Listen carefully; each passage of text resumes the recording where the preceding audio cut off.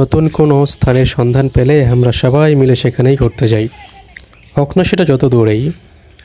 আমাদের দেশের অনেক দর্শনীয় স্থান রয়েছে, কক্সবাজার, সুন্দরবন বা সিলেটের রাতারগুল। কিন্তু আমরা সবাই ভুলে যাই আমাদের নিজের গ্রামের বাড়ির পাশেই যে প্রকৃতির অপরূপ সৌন্দর্য রয়েছে সেটা আমরা কখনো উপভোগ করতে চাই না। আসসালামু আলাইকুম, আশা করি সবাই ভালো আছেন। আমিও আল্লাহর রহমতে অনেক ভালোই আছি। তো আমি এখন আমার গ্রামের বাড়িতেই। ভিডিওটিতে আপনারা যে দৃশ্য বা ভিডিও দেখতে পাচ্ছেন, জানি না আপনাদের কাছে এটা কেমন লাগবে। তবে হ্যাঁ, এটি যদি কোনো নামকরা কোনো স্থান বা পর্যটন কেন্দ্র হতো তাহলে অবশ্যই সবার কাছেই ভালো লাগতো এবং অনেকেই সেখানে হয়তো ঘুরতেও যেতেন।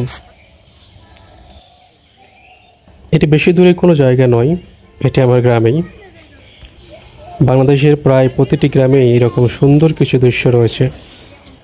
সেটা যদি আমরা নিজেরাই একটু খুঁজি তাহলে অবশ্যই সেটা সৌন্দর্য উপভোগ করতে পারবো।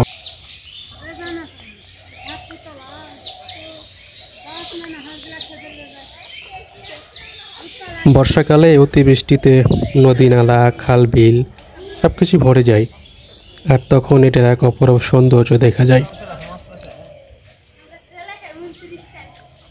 বাংলাদেশের প্রায় প্রতিটি গ্রামে এইরকম অপরূপ সৌন্দর্যই দেখা যায়। তখন মনে হয় যেন দূরের কোনো নামকরা কোনো পর্যটন কেন্দ্র বা কোনো জায়গায় ঘুরতে আসছি।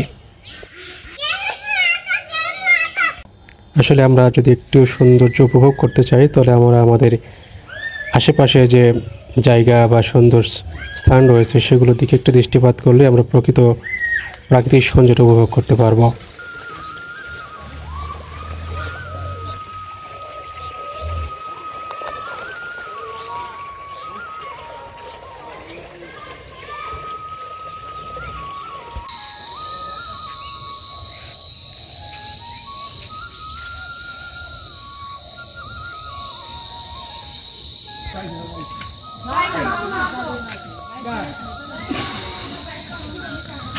বিশ্বকবি রবীন্দ্রনাথ ঠাকুর তার কবিতায় ঠিক এইভাবেই বলেছেন, বহুদিন ধরে, বহু কোষ ধরে, বহু বাই করি, বহু দেশ ঘুরে, দেখিতে গিয়েছে পর্বতমালা, দেখিতে গিয়েছে সিন্ধু, দেখা হয় নাই চক্ষু মেলিয়া, ঘর হতে শুধু দুপা ফেলিয়া, একটি ধানের শীষের উপরে একটি শিশির বিন্দু।